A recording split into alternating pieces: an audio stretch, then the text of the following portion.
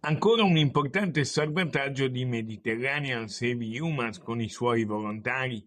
Proprio mentre stava terminando la missione nel Mediterraneo centrale, la barca a vela Safira è stata impegnata in un'operazione di emergenza a est di Lampedusa, a poche centinaia di metri da Colle Levante.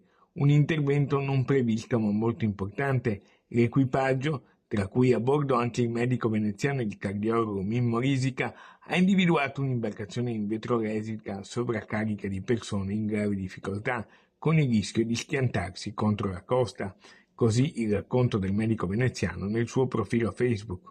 Terminata a Lampedusa la missione di un mese con Safira, la barca a vela messa a disposizione di Mediterranea Saving Humans da Agata e Leonardo. Siamo ripartiti dopo aver sbarcato buona parte dell'equipaggio per portare la barca a Trapani per manutenzione, ma appena lasciato il porto, poco al largo del Capo Levante di Lampedusa, abbiamo incrociato una imbarcazione di migranti, arrivato autonomamente nei pressi dell'isola.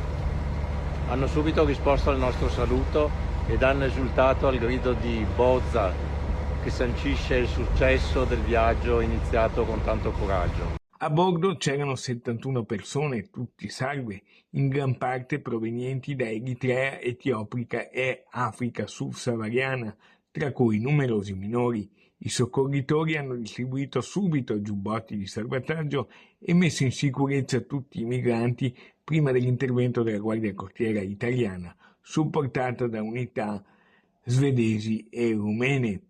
Tutti sono stati trasferiti e sbarcati al modo sicuro di far loro. Le condizioni dei naufraghi sono buone dopo la traversata.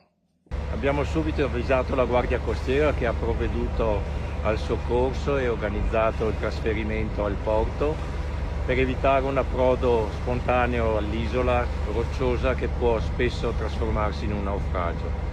Ora tutti i 71 migranti sono sbarcati al porto sani e salvi e noi ripartiamo per la nostra meta con il cuore un po' più leggero dopo i drammi testimoniati durante la scorsa settimana.